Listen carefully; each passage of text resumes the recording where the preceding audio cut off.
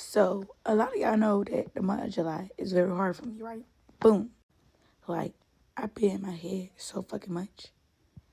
I just stir off, and I'm like, and I forget where the fuck I'm at. I don't fucking know. But y'all, I haven't cried in so fucking long. And it finally came the fuck out today. Like, for real. So, yeah. I feel like today it's gonna be a long day. Long fucking day. But yeah, like, some of y'all don't know, my brother, he passed away July 13th, 2021. His birthday is July 9th. My grandma stopped breathing on July 13th, 2023, but we didn't put a plug to July 18th. So, like, them two people I was very close to. And then my grandfather, my mom's dad, he passed away in September of 2023. And then my great-granddad, he passed away January 1st, 2024. Like, I just be holding shit in because, like, I don't fucking know how to fucking communicate my motherfucking problems. Like, when something wrong with me, I just put my fucking headphones in and I just zone out. Then when I get around people, I just put on this fake ass fucking smile like everything's okay when it's not okay at all. But hey, it's cool. I'm not tripping. When you fall out with somebody, and I mean like a bad fallout, it's crazy how people try to like paint the picture of you as the villain. Like, once they go to telling the story, like, they try to tell the little part of the story that makes you look like the villain, but they don't talk about the big part of the story, like the majority of the story where you was the hero. Like, when you have a big heart, like, it takes a lot for a person with a big heart to just actually just give up, bro. Cause like, you try to make it work time and time and time again, but it's hard to save somebody who don't want to be saved. It's hard to save somebody who keeps throwing themselves in harm's way. You know what I'm saying? Like, cause already bad enough, I'm trying to save myself, and here I am putting myself, second to, what I'm saying, you, because I'm trying to save you type shit. I'm gonna vent for a second because this shit gets mad irritating. But in my complex, you can't, there's no gate code. You have to search the name to come in, okay? Now, I have to Uber to work every day, so I struggle with that because people don't know how to search my name. It's like such a complicated thing.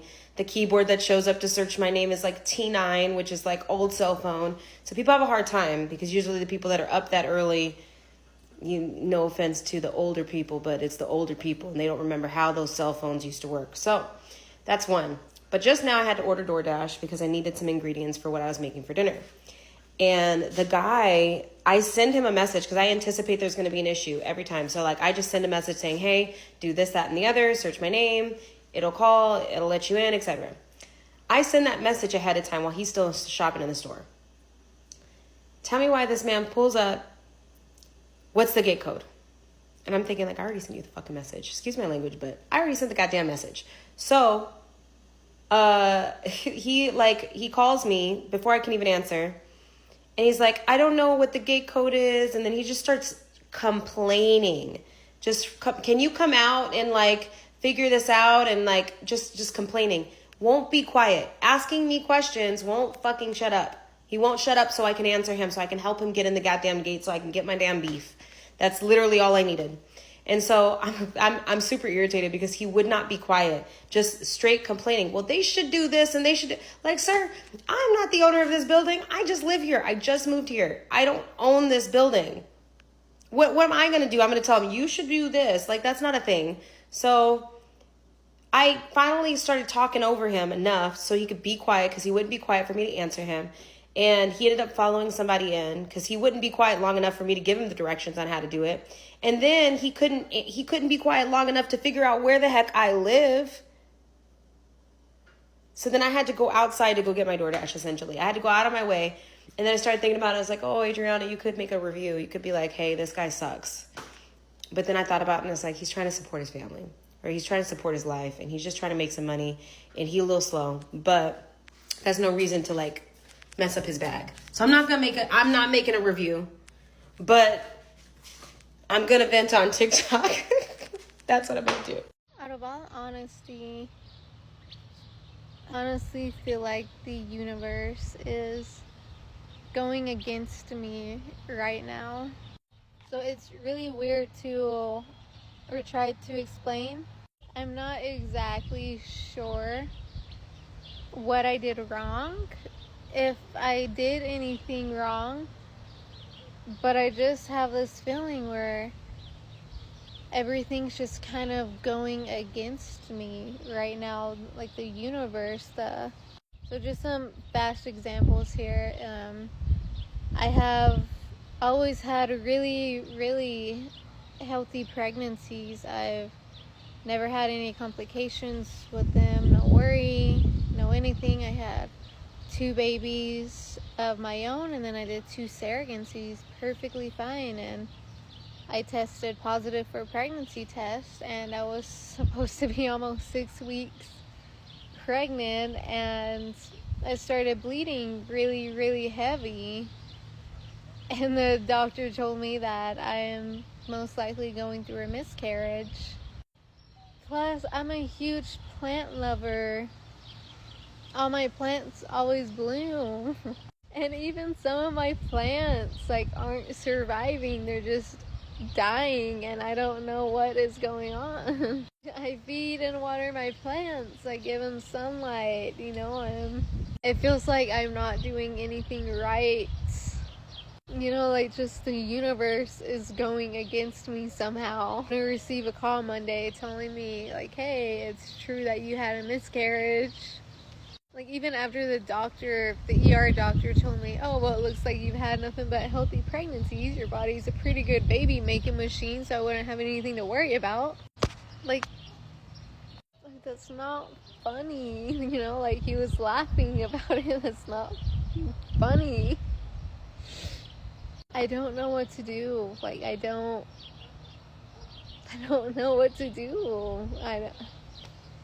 Like, why aren't my plants living? I'm doing everything I could. Why am I having a miscarriage right now? I don't. Like, my husband and I were so excited whenever we found out we were going to have another baby. We started planning everything.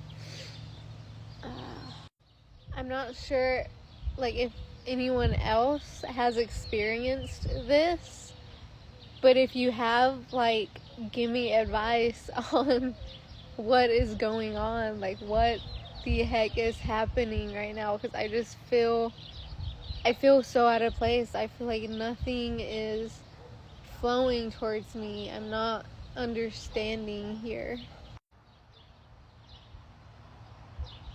I just feel so out of place. I have never felt like this before. It's just I'm feeling a little bit stuck here. Not even a little bit. I feel like the ground is right here, and it's just I'm just getting deep down in there, and I'm not sure what to do because I'm trying to figure out what is going on. Like, everything I explained before, what the heck is going on? Like, why does the universe just feel like it's attacking me right now? I want to talk about something for just a moment that just doesn't sit well in my spirit. Myself as a parent, I could never chastise another parent for how they provide for their children. Give you an example. Here lately, my son has become a little bit of a sneakerhead. If you don't know what that means, it means he's all about shoes. Jordans, Nikes, Adidas, any of the top brands or cool shoes. He wants to know about them. He wants them. He's been doing his research on them. So the other day, I went and bought this boy a $160 pair of Jordans. I think they were like the Retro 11, something like that. I don't know. Well, he goes to school and he shows these shoes off to his friends. He comes home, he's super excited, said, Daddy, they all loved my shoes. Great. I bought him the shoes because, for one, he's an incredible kid. Straight A student, works his butt off in the school, comes home, does what he's supposed to do at home, very responsible, very respectful. And for two, I'm going to give my children everything I never had as a kid. I don't care what it takes. I will make sure that my babies never go without, but they also appreciate everything that they get. Well, I get a phone call from a father of one of the little kids that my son goes to school with, and he asked me, he said, hey man, did you spend $160 on your son's shoes? I said, yeah, I did. Why? He's like, you don't think about how other people feel? I'm like, what are you talking about? He said, bro, what about the parents who can't afford shoes like that? Or the parents who can't even come close to getting their kids stuff like that? I said, excuse you? I said, my responsibility is to provide for my children. And I work my ass off to provide a pretty good life for my kids. We aren't millionaires. We aren't rich by any stretch of the imagination, but we're okay. And so if my babies want something and they're putting the work in behind it, I'm going to make damn sure they get it. And I don't care if other parents can't afford to get their baby stuff like that. That's not my responsibility. My responsibility are to the two kids I helped create. I just don't know how you or anybody else could fathom that it would be okay to chastise another parent for how they're able to provide for their child. Make that make sense. If you are not happy with what you were able to provide for your child, change your life. Switch something up. Do something different. But don't get mad at other parents who are out here working, putting in the time to make sure that they can provide a good life for their kids. It is not my responsibility to protect yours or your child's feelings when it comes to my kids. They deserve the absolute best of everything in this world. I'm undeservingly blessed to be their father. And as long as I got breath in my body, I'm going to go above and beyond for them two babies all day, every day. And I'm unapologetic about it. So if you're not happy with the life you are providing for your family, for your kids, then you change it and stop blaming everybody else. It just don't sit well in my spirit, because I could never. Hi everybody again. I didn't really expect making a video today, but I'm not having a good day again today. It's completely gone 360.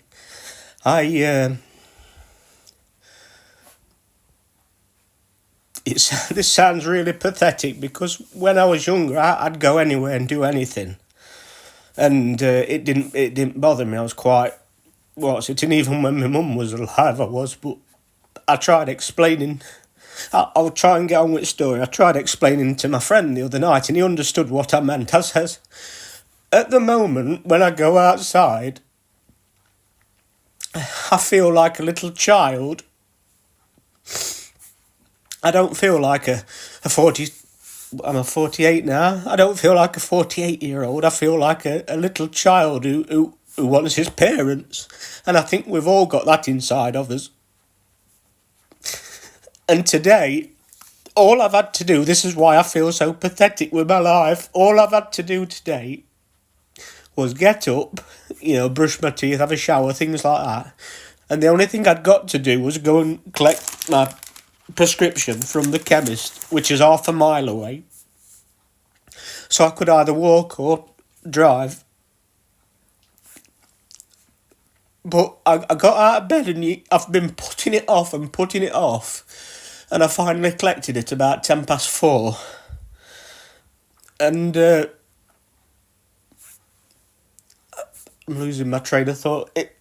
It's like I was actually crying in the car. I managed to keep it together in the chemist. And then I'm crying again on the way out, all the way home. And I just can't wait to get in that door and, like I said the other day, lock that mechanism.